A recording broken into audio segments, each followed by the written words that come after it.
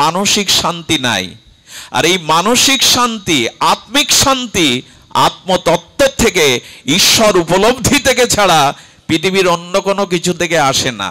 দিগদর্শন সর্বপ্রথম প্রয়োজন। আমি কোথায় পৌঁছাতে চাই, কি আমার লক্ষ্য, সেই লক্ষ্য বা দিগদর্শন যাত্রার পূর্বে এটি প্রয়োজন। আপনারা গৃহ থেকে, বিভিন্ন স্থান থেকে যাত্রার প্রকল্পে শুভ আরম্ভে একটা সংকল্প করেছিলেন, আজ বিজয়রামপুর ভক্ত অঙ্গনে ভাগবত শ্রবণে এখানে আসবেন।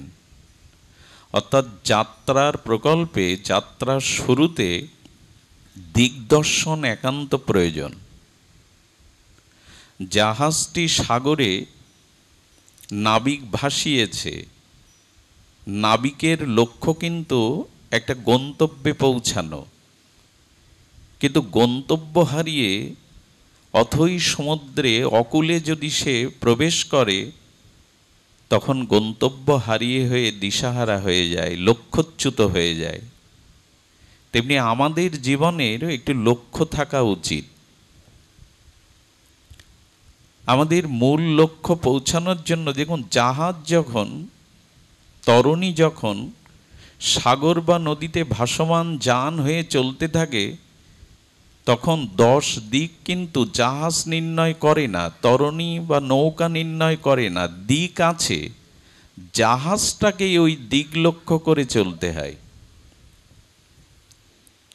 যেমন পুরাকালে প্রযুক্তির উন্নতি না থাকায় ধ্রুবতারাকে লক্ষ্য করে জাহাজগণ বা জাহাজের নাবিকগণ জাহাজকে পরিচালনা করতেন, ধ্রুবতারাকে দিগদর্শন করে। তেমনি ভগবান বলতে চেয়েছেন আমাদের জীবনের একটা দিগদর্শন প্রয়োজন।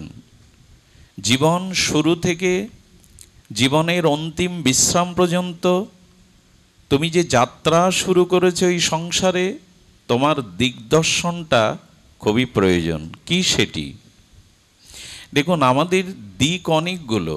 আমি একজন ব্যক্তি, আমি পরিবারের একজন, আমি সমাজের একজন, আমি রাষ্ট্রের একজন, আমি বিশ্বের একজন।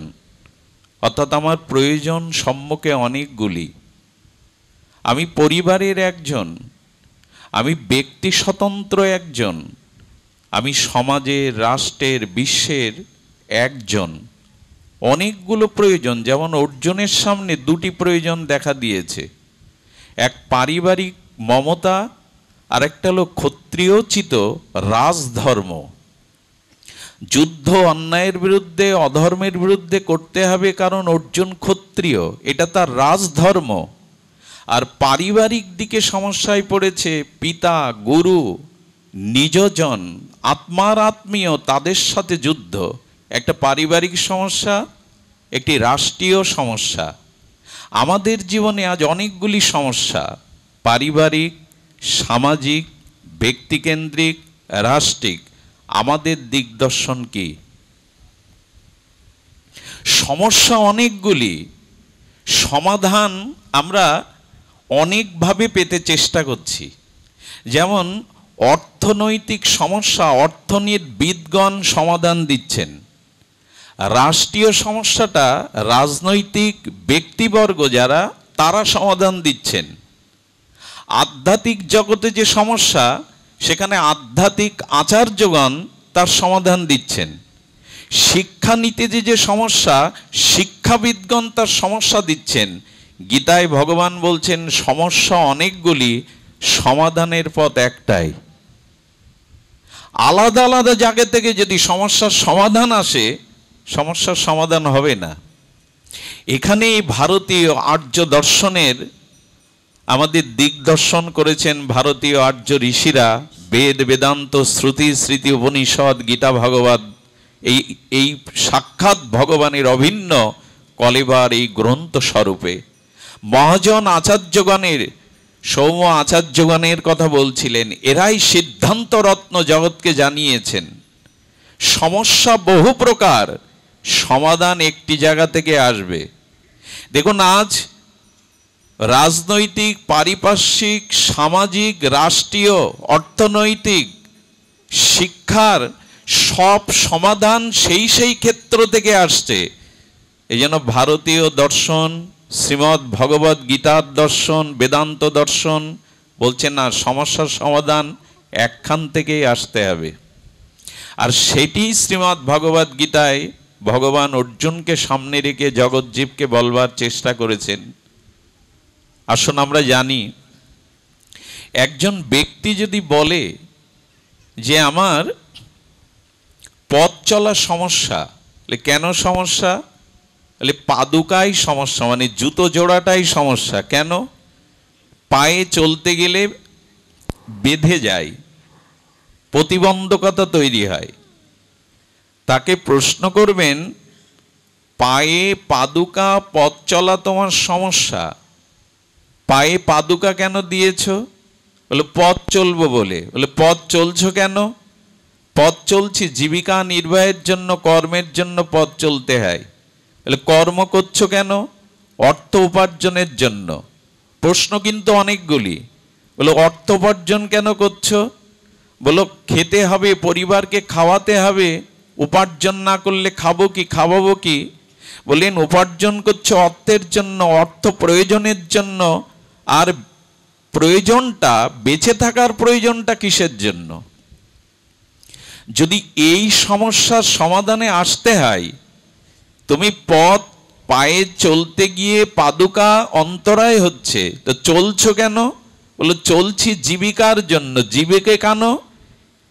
খেয়ে খাইয়ে বেঁচে থাকার জন্য। বেঁচে আছে কেন? এই প্রশ্নের সমাধান সহজে দিতে পারেনি পাশ্চাত্য দার্শনিকগণ, কিন্তু ভারতীয় আর্য ঋষিগণ তাদের সাধন উপলব্ধির দ্বারা, আর ভগবান নিজেই গীতার দ্বারা জানিয়েছেন, সেটি হলো বেঁচে আছি কেন? আত্মতত্ত্ব উপলব্ধির জন্য।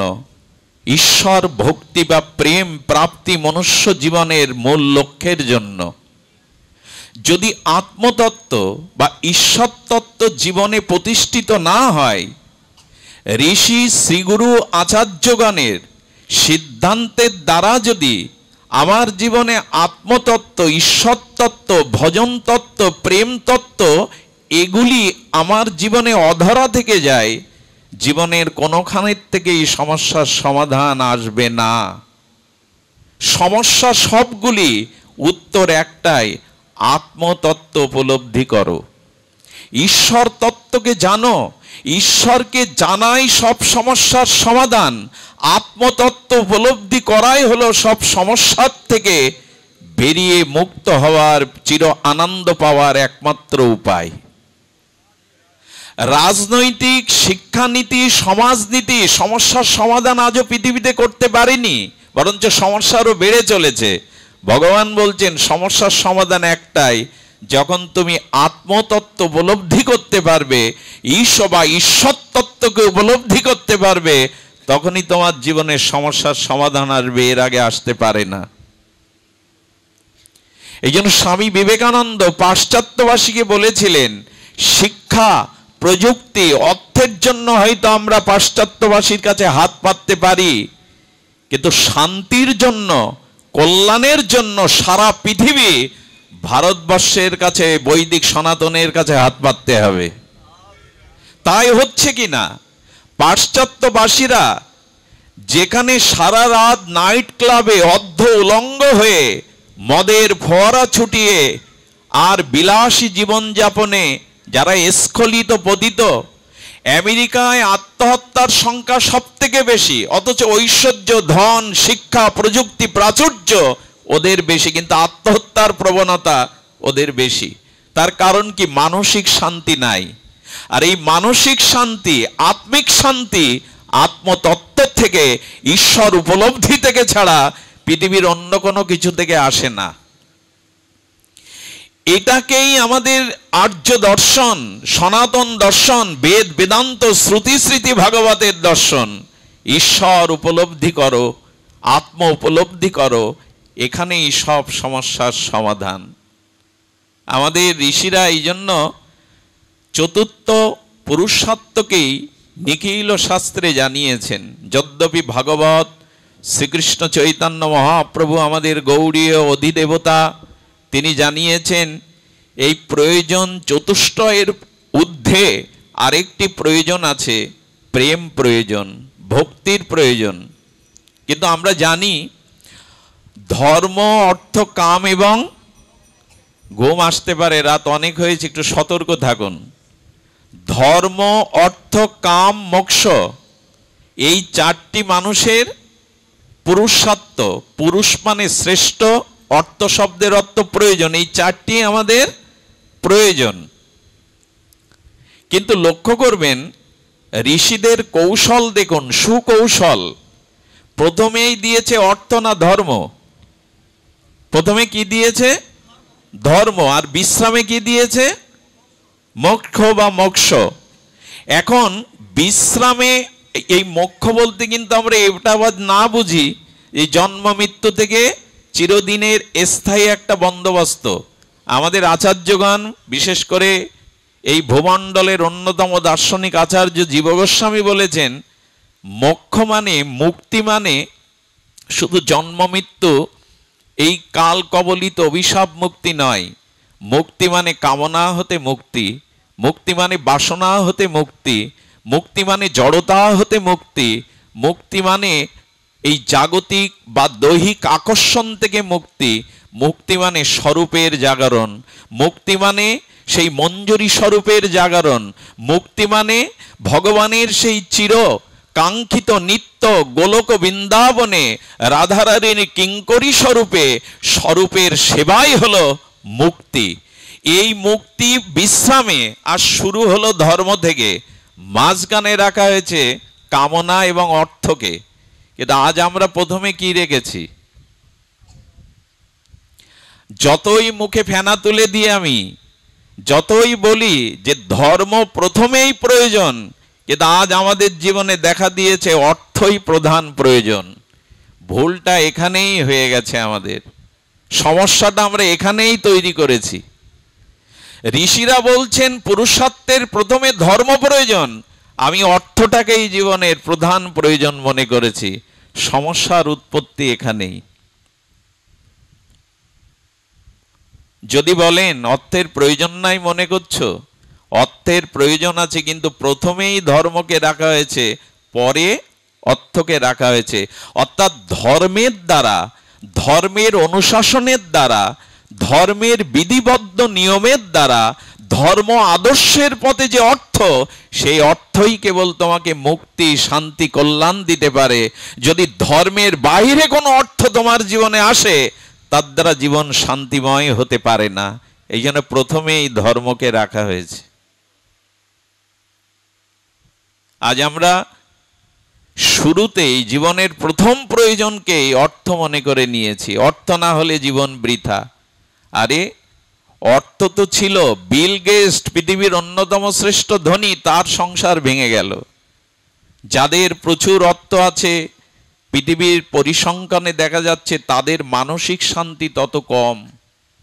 এই জন্য অর্থ প্রয়োজন বটে, তবে ধর্মকে বাদ দিয়ে, ধর্মের অনুশাসনকে বাদ দিয়ে অর্থ মানুষকে অশান্তি এবং পতিত করবে। এই জন্য ধর্মকে ধরে রাখো।